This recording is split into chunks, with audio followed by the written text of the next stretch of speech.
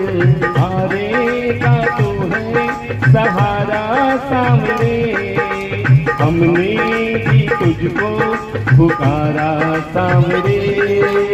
हारे का तो है सहारा सामने, हमने भी तुझको पुकारा सामने।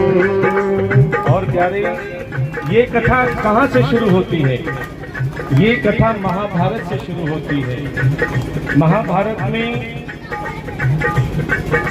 पांडवों में भीम और भीम के पुत्र हुए घटोत्कच और घटोत्कच के पुत्र हुए बर्बरीक, जिनकी मैया का नाम था हिडम्बा, जिसे मौरवी भी कहा जाता है। और प्यारे, ये बर्बरीक 14 साल की उम्र में शक्ति पाने के लिए जाने लगे, लेकिन कहाँ जाए? अपनी मैया के पास गए, बोले माँ मुझे शक्ति चाहिए। तब माँ ने कहा तुम्हें शक्ति चाहिए तो तुम शक्ति का तप करो, क्योंकि शक्ति के बिना शिव अधूरे हैं और शिव के बिना शक्ति अधूरी है। इसलिए तुम जगत माता शिव की शक्ति का तप करो। तो वही बर्बरी जगदम्बा की तपस्या करने लगे और जगदम्बा को बुलाकर हाथ उठा के सभी कहेंगे, एक बार माँ आ जाओ फिर आके चली जाना, एक बार आ जाओ फिर आके चली जाना। जाने नहीं देंगे माँ, जाने नहीं देंगे माँ, जरा जाके तो दिखलाना। एक बार आ जाओ फिर आके चली जाना। क्या मेरी तड़पने का एहसास नहीं तुमको? क्या मेरे तड़पने का एहसास नहीं तुमको? किस बात पे रूठी हो, किस बात पे रूठी हो, इतना तो बता जाना। एक बार आ जाओ फिर आके चली जाना। जरा प्रेम से बोलो जय माता दी, ताली बजा के, जय माता दी, जरा हाथ उठा के, जय माता दी, शेरा वाली जय माता दी, काला मैया, जय माता दी, काली का मैया। जय माता दी। और क्या कहने लगे? मैं जब भी बुलाऊं तुम्हें दौड़ी चली आओ माँ, मैं जब भी बुलाऊं तुम्हें तो दौड़ी आओ माँ। अगर राह भटक जाऊं, अरे राह भटक जाऊं, रास्ता तो दिखा जाना। एक बार आ जाओ फिर आके चली जाना। एक बार में आ जाओ फिर आके जई बाण, जिस पर तुम चलाओगे उसका वंश भी समाप्त हो जाएगा। अब कहते हैं जिसके पास पैसा आ जाता है उसे खर्च करने का मन करता है, और जिसके पास शक्ति आ जाती है उसे इस्तेमाल करने का मन करता है। और वही बर्बरी ने सोचा कि मैं शक्ति का इस्तेमाल कैसे करूं। गया माँ के पास की माँ मुझे महाभारत के युद्ध में भाग लेना है, मुझे महाभारत युद्ध करना है। माँ ने कहा बहुत अच्छा, देखो हर माँ चाहती है कि मेरा बेटा डॉक्टर बने, हर माँ चाहती है कि मेरा बेटा इंजीनियर बने, लेकिन कोई नहीं चाहती कि मेरा बेटा जवान बने और बॉर्डर पे खड़ा हो। कोई चाहता है? लेकिन कई माँ आज भी ऐसी हैं जो पैदा ही इसलिए करती है कि बेटा परिवार की रक्षा तो दुनिया करती है, परिवार की रक्षा तो दुनिया करती है, लेकिन ऐसा लाल भी जमना चाहिए जो देश की रक्षा करे कि जा बेटा मैं तुझे युद्ध में जाने का अधिकार देती हूँ, लेकिन मेरे 2 वचन मानोगे तो तुम जाना। बोले माँ 2 वचन कौन कौन से हैं? सबसे पहला वचन, जो युद्ध में हार जाए तू उसका साथ देना, अर्थात जो जीवन से हार जाए तो उसका साथ देना। और दूसरा वचन क्या बोला?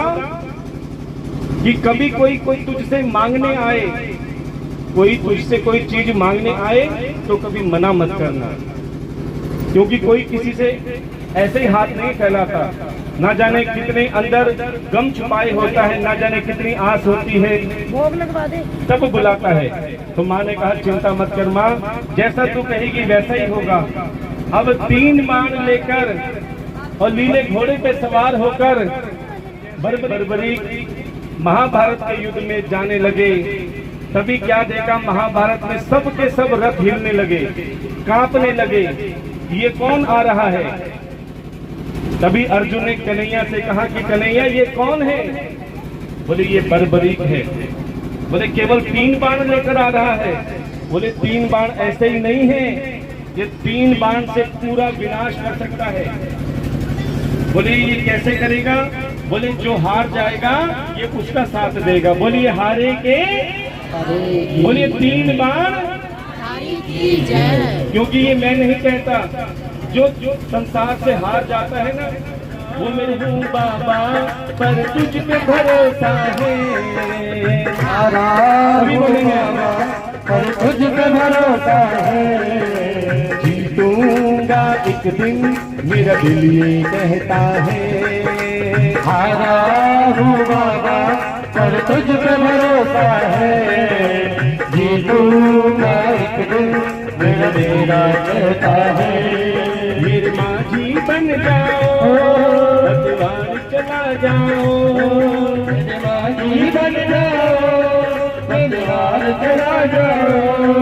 मेरी को बाबा श्याम तुम गले लगा जाओ, बेटे को बाबा श्याम तुम गले लगा जाओ। हारा हो बाबा पर तुझ पे भरोसा है। जीतूंगा एक दिन मेरा मेरा कहता है। और प्यारे, जब अर्जुन ने पूछा कन्हैया ये 3 बाण कैसे काम करते हैं, तब कन्हैया ने कहा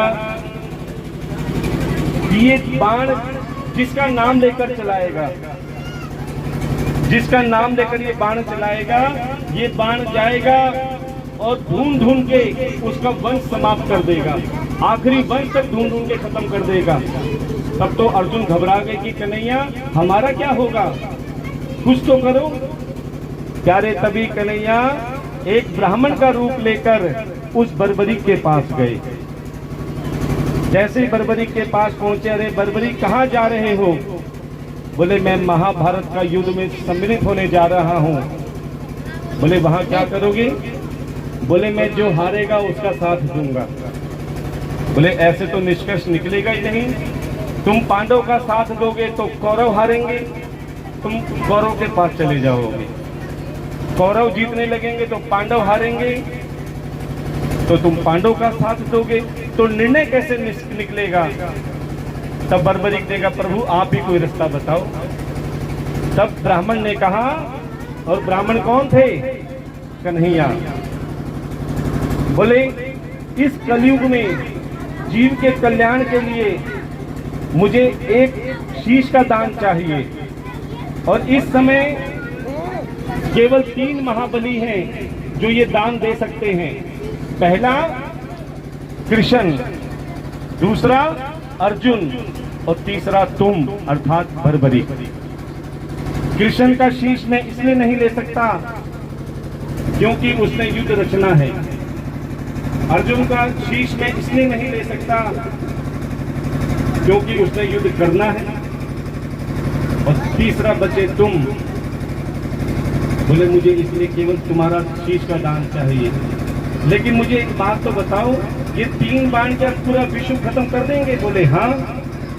तभी प्यारे, जैसे बर्बरीक ने बाण खींचा, बोले बताओ क्या करना है? बोले ये पेड़ है, इसके पेड़ के सारे पत्तों में छेद कर तो मैं जानूं।